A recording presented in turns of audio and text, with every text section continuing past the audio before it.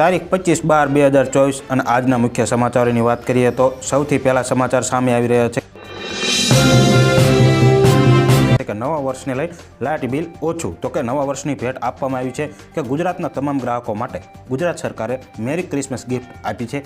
ગુજરાતીઓના માથા પરથી ગુજરાત સરકારનો મોટો બોજો હટાવવા જઈ રહી છે. ગુજરાતમાં 1.65 કરોડ ગ્રાહકને લાઇટ બિલમાં રાહત આપતો નિર્ણય લીધો છે. આ નિર્ણયથી તમારું વીજળીનું બિલ ઘટી શકે છે. ઉર્જા મંત્રી કનુ દેસાઈએ વીજળીના યુનિટ દીઠ 40 પૈસા ફ્યુલ ચાર્જ ઘટાડવાની જાહેરાત કરી છે. વાત કરી લે સરકાર શું ઊંઘી રહી છે તેવું કહ્યું રાહુલ ગાંધીએ. લસણના 40 રૂપિયાથી વધીને 400 રૂપિયા પહોંચ્યું તો સરકાર શું ઊંઘી રહી છે? રાહુલ ગાંધીએ મોંઘવારી મુદ્દે કેન્દ્ર સરકારને ઘેરી લીધી છે. રાહુલ ગાંધીએ કહ્યું કે કોંગ્રેસ સાંસદ રાહુલ ગાંધીએ મોંઘવારીને લઈને કેન્દ્ર સરકાર પર મોટા પ્રહારો કર્યા. તેણે મંગળવારે એક વિડીયો શેર કર્યો હતો જેમાં તે શાક માર્કેટમાં શાકભાજીના વધતા ભાવોનો હિસાબ લઈ રહ્યા છે. વિડીયોની સાથે રાહુલ ગાંધીએ લખ્યું કે લસણ જે એક સમયે 40 રૂપિયા પ્રતિ કિલોના ભાવે મળતું હતું તે હવે 400 રૂપિયા પ્રતિ કિલોએ પહોંચી ગયું છે. હવે વાત કરી લઈએ ગરીબો માટે મોદીની એક ગેરંટી. અમારી સરકારે 25 કરોડ લોકોને ગરીબીમાંથી બહાર કાઢ્યા છે. જેમણે અમે ગરીબીમાંથી બહાર કાઢ્યા છે તેમણે પણ થોડા સમય માટે ખૂબ સપોર્ટની જરૂર છે. આ વિચારશ્રેણી સાથે ભાજપે ગરીબ કલ્યાણ માટેની ઘણી યોજનાઓ વિસ્તાર કરવાનો સંકલ્પ કર્યો છે. અમે ખાતરી કરીશું કે ગરીબોની થાળીમાં પૌષ્ટિક ભોજન હોય અને સસ્તી દવાઓ હોય. આ બધું જાણશે અને પછી જ આ મોદીની ગેરંટી સાચી પડશે. તો હવે વાત કરી લઈએ તમારા બાળકો શાળાએ જાય છે તો કેન્દ્ર સરકારે 5મા અને 8મા ધોરણ માટે નો ડિટેન્શન પોલિસી રદ કરી છે. હવેથી જે વિદ્યાર્થી 5મા કે 8મા ધોરણમાં વાર્ષિક પરીક્ષામાં નાપાસ થશે તેમણે ફરીથી પરીક્ષા આપવી પડશે. પરિણામના 2 મહિના બીજી વખત પરીક્ષા લેવાશે. જો કોઈ વિદ્યાર્થી બીજી વખત પણ નપાસ થાય તો તે આખું વર્ષ ફરીથી જે ધોરણમાં અભ્યાસ કરે છે તેમાં જ રહેશે. હવે વાત કરી લઈએ ખેડૂતોની વેદના કોણ સમજશે. ખેડૂતો માટે સૌથી મોટા સમાચાર સામે આવી રહ્યા છે. ખેડૂતોના દેવા માફીને લઈને મોટા સમાચાર સામે આવી રહ્યા છે કે ગુજરાતમાં કુલ 43 લાખ ખેડૂત એવા છે જેના માથે અત્યારે દેવું છે. આ ખેડૂતોનું દેવું એમનેમ નથી થતું. આવી કુદરતી આફતો વારંવાર આવે છે. અતિવૃષ્ટિ સર્જાઈ જાય છે અને ખેડૂતોનો પાક નિષ્ફળ જાય છે અને વાવાઝોડા પણ આવી જાય છે. તો તેમજ ખેડૂતોને નકલી બિયારણનો પણ શિકાર થઈ જતો હોય છે જેના કારણે મિત્રો પાક નિષ્ફળ જાય છે. આ તમામ આફતોનો કારણે ખેડૂતોનો પાક નુકસાન થાય છે. તો ખેડૂતોને પૂરતું વળતર મળતું નથી તો સરકાર પણ પૂરતું વળતર આપતી નથી. તો તમામને લીધે ખેડૂતોને લોન લેવી પડે છે. હવે વાત કરી લઈએ 80,000 સુધીની સહાયની. તો કે તમે નાના વેપારી છો અને તમને તાત્કાલિક કાર્યકારી મૂડીની જરૂર છે પરંતુ તમારી પાસે ગેરંટી તરીકે કાંઈ પણ વસ્તુ નથી. આવી સ્થિતિમાં મેળવવી પડતી પડકારજનક બની જાય છે અને સ્થાનિક મની લોન્ડર્સ અથવા માઇક્રોફાઇનાન્સ કંપનીઓ પાસેથી લોન મેળવવા ઊંચા વ્યાજદર અને દેવાને જાળમાં ફસાવવું એ જોખમ રહેલું હોય છે. આવી સ્થિતિમાં ભારત સરકારની એક વિશેષ લોન યોજના તમારા મદદરૂપ થઈ શકે છે. આ યોજના હેઠળ તમારે ગેરંટી તરીકે કોઈ પણ વસ્તુ આપવાની જરૂર નથી. તમે તમારું ફક્ત આધાર કાર્ડ બતાવીને 3 હપ્તામાં 80,000 રૂપિયા સુધીની ત્વરિત લોન મેળવી શકો છો. હવે વાત કરી લે ગુજરાતમાં મફત નેટ માટે વાઈફાઈ યોજના. પીએમ મોદીએ દેશના દરેક નાગરિકોને ડિજિટલ રીતે જોડવા માગે છે. જોકે મોંઘા રિચાર્જ પ્લાન આ પ્રયાસને અવરોધે છે. આ કારણે જ મોદી સરકારે એક નવી યોજના લઈને આવી રહ્યા છે જે અંતર્ગત 5 કરોડ પીએમ વાઈફાઈ હોટસ્પોટ લગાવવામાં આવશે. આ માટે સરકારે પીએમ વાણી ફ્રેમવર્ક ગાઈડલાઇન્સમાં સુધારો કર્યો છે અને સરકારના ફેરફાર બાદ કોઈપણ નાગરિક પોતાના વિસ્તારમાં વ્યક્તિગત વાઈફાઈ હોટસ્પોટ સ્થાપી શકે છે. હવે વાત કરી લે દેશનું સૌથી મોંઘું રાજ્ય ગુજરાતની. તો ગુજરાતમાં અત્યાર સુધી અનેક ઉદ્યોગ વિકસી રહ્યા છે.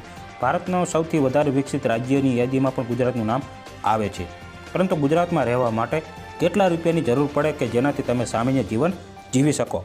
આ મામલે એક સર્વે કરવામાં આવ્યો જેમાં એવું સાબિત થયું કે ગુજરાત ખર્ચ મામલે ગુજરાત ભારતનું સૌથી મોંઘું રાજ્ય છે. અહીં સામાન્ય જીવન જીવવા માટે દર મહિને આશરે 46,000 રૂપિયાની જરૂર પડે છે. જો જીવન ગુજરાત માટે સૌથી સસ્તા રાજ્યની વાત કરવામાં આવે તો તે છે હિમાચલ પ્રદેશ. અહીં માત્ર 23,000 રૂપિયાની જરૂર પડે છે. હવે વાત કરી લઈએ મુખ્યમંત્રી. હવે તમારું કામ ક્યાંય નહીં અટકે. સીએમનો મોટો નિર્ણય. હવે ગુજરાતના નાગરિકોનું કામ ક્યાંય નહીં અટકે. 32 સિટી સિવિક સેન્ટર્સની મહીસાગર જિલ્લાના બાલાસિનોર ખાતે ભેટ અપાઈ હતી. નગરોમાં વસતા નાગરિકોને મ્યુનિસિપલ સેવાઓ એક જ સ્થળેથી સરળતાથી મળી રહે તેવા સિટીઝન ડિસ્ટ્રિક્ટ સર્વિસથી ઇઝ ઓફ લિવિંગનો આશય આ સિટી સિવિલ સેન્ટરની સ્થાપના રહેલો છે. ઓનલાઈન સુવિધાને સરળતાથી મળે તે માટે વન સ્ટોપ શોપ તરીકે આ સિટી સીવી સેન્ટર્સની કાર્યરત કરવામાં આવ્યા છે. હવે વાત કરી લે, ફોન વાપરો છો તો સાવધાન થઈ જજો. આ 5 વાત ખાસ ધ્યાનમાં રાખજો. સોશિયલ મીડિયા પર વ્યક્તિ માહિતી પોસ્ટ કરશો નહીં. માત્ર સત્તાવાર સ્ત્રોતનો ઉપયોગ કરો. શંકાસ્પદ સંદેશાઓ અથવા કોલ્સથી સાવચેત રહો. મેસેજ દ્વારા મળેલ નકલી લિંક પર ક્લિક કરવાનું ટાળો. તમારું બેંક એકાઉન્ટ નિયમિતપણે તપાસતા રહો. આજકાલ ઓનલાઈન એપ મારફતે લોન મેળવવાનું સરળ બની ગયું છે, પરંતુ આ ઓનલાઈન લોન લેતા પહેલાં ન્યૂઝ ખાસ વાંચી લેજો તો પસ્તાવાનો વારો નહીં આવે. હૈદરાબાદમાં એક યુવકે 2000ની લોન ચૂકવી હોવા છતાં તેની પત્નીના ફોટા વાયરલ થયા છે અને લોન એપ એજન્ટના ત્રાસથી યુવકે જીવન ટૂંકાવ્યું છે. પ્રેમ લગ્ન કરનાર નરેન્દ્રના લગ્ન જીવનને હજી 1.5 મહિના થયા હતા. નરેન્દ્રની પત્નીના ફોટા સાથે છેડછાડ થઈ છે, તો આની તમારે ખાસ ધ્યાન રાખવાની રહેશે. હવે વાત કરી લઈએ ખેડૂતોના સાથે છેડા કરનારની ખેર નહીં.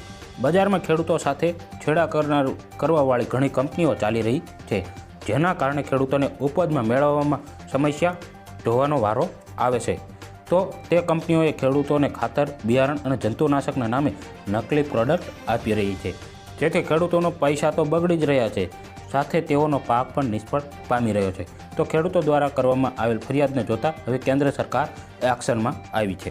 ગુજરાતના મંદીએ લીધો ભરડો. સુરતમાં ધબકતા હીરા ઉદ્યોગ ભયંકર મંદીનો માર સહન કરી રહ્યો છે, પણ આ વખતે જે મંદી આવી છે તે ખૂબ જ ભયંકર છે. સુરતમાં હીરા વેપારી ભયંકર મંદીનો માહોલ. 5 મહિનામાં રફ હીરાની આયાતમાં 48% સુધીનો ઘટાડો થયો છે. ડિમાન્ડ નહીં હોવાથી ઉદ્યોગકારોએ રિસ્ક લેવાનું ટાળ્યું છે. માઇનિંગ કંપનીઓએ હરાજી ટાળવા સાથે આપી છૂટછાટ.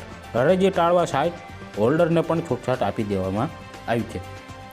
મોબાઈલ રિચાર્જને લઈને હવે ખુશખબર આવી છે કે ટેલિકોમ રેગ્યુલેટર ટ્રાઈએ સોમવારે ટેરિફ પ્લાનમાં સુધારો કર્યો છે અને મોબાઈલ સર્વિસિંગ પ્રોવાઇડર્સને ઇન્ટરનેટ એક્સેસ ન ધરાવતા ગ્રાહકો માટે વોઇસ કોલ અને SMS માટે અલગ પ્લાન જારી કરવાનો આદેશ આપ્યો છે. Telecom regulatory authority of India સોમવારે ટેરિફ નિયમોમાં સુધારો કર્યો છે.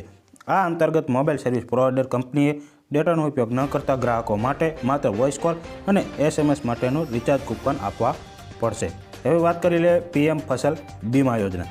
ખેડૂતો માટે પ્રધાનમંત્રી ફસલ બીમા યોજનાનું સુરક્ષા કવચ રવિ 2024-25 સિઝન માટે 15 ડિસેમ્બરથી 2 કરોડથી વધુ ખેડૂતોએ અરજી કરી છે. પ્રધાનમંત્રી ફસલ બીમા યોજના અંતર્ગત પુનર્ગઠિત હવામાન આધારિત પાક વીમા યોજના હેઠળ ખેડૂતોને 31 ડિસેમ્બર સુધી તેમના પાકોનો વીમો મેળવી શકશે.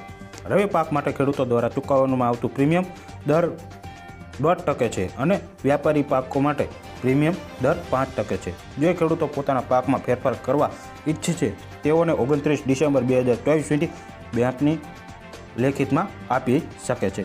હવે વાત કરી લઈએ આભા કાર્ડના ફાયદાની. તો કે વર્ષ 2021માં ભારત સરકારે આભા કાર્ડ પણ લોન્ચ કર્યું હતું. આયુષ્માન ભારત હેલ્થ એકાઉન્ટ એટલે કે આભા કાર્ડ એ ભારત સરકાર દ્વારા જારી કરાયેલ ડિજિટલ હેલ્થ કાર્ડ છે. તમારા સંપૂર્ણ તબીબી રેકોર્ડ આ કાર્ડની અંદર હાજર છે. આની મદદથી તમે સ્વાસ્થ્ય સંબંધિત માહિતીને ડિજિટલથી સરળતાથી અને સુરક્ષિત રીતે સ્ટોર કરી શકો છો. જે લોકો પાસે આભા કાર્ડ નથી તેમને સ્વાસ્થ્યને લગતી માહિતી અલગ અલગ જગ્યાએ વેરવિખેર થઈ જાય છે, તો આ આભા કાર્ડ ફરજિયાત કઢાવવું જોઈએ. RTIનો નવો નિયમ. કેન્દ્ર સરકારે અધિકૃત રીતે બાળકોને મફત અને ફરજિયાત શિક્ષણનો અધિકાર એટલે કે RTIના નિયમો 2010માં સુધારો કર્યો છે, જેમાં રાજ્ય સરકારને ધોરણ 5 અને 8ના વિદ્યાર્થીઓ માટે નિયમિત પરીક્ષાઓ લેવાની સત્તા આપવામાં આવી છે. જો વિદ્યાર્થી હજુ પણ બઢતીના માપદંડોને પૂર્ણ કરવામાં નિષ્ફળ જાય છે તો તેને તે જ વર્ગમાં રાખવામાં આવશે.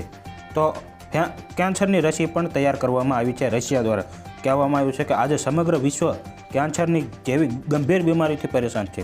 આવી સ્થિતિમાં રશિયાએ એવો દાવો કર્યો છે જે સમગ્ર વિશ્વમાં રાહતના સમાચાર આવ્યા છે. સોમવારે રશિયન આરોગ્ય મંત્રાલયે જાહેરાત કરી કે તેણે કેન્સર સામે એક રસી વિકસાવી છે, જે રશિયામાં કેન્સર દર્દીઓને 2025માં મફતમાં આપવામાં આવશે. રસી ગાંઠની વૃદ્ધિને અવરોધ કરે છે અને કેન્સરને ફેલાતો અટકાવી શકે છે. દેખાતી રીતે જ આ રસીનો ઉપયોગ કેન્સરને રોકવા માટે સામાન્ય લોકોને આપવામાં આવે તેના બદલે કેન્સર દર્દીઓ સારવાર માટે કરવામાં આવશે. આ રસી દરેક પ્રકારના કેન્સરના દર્દીઓને આપી શકાશે તેવું કહ્યું છે. તો આજના સમાચાર અહીં સમાપ્ત થાય છે.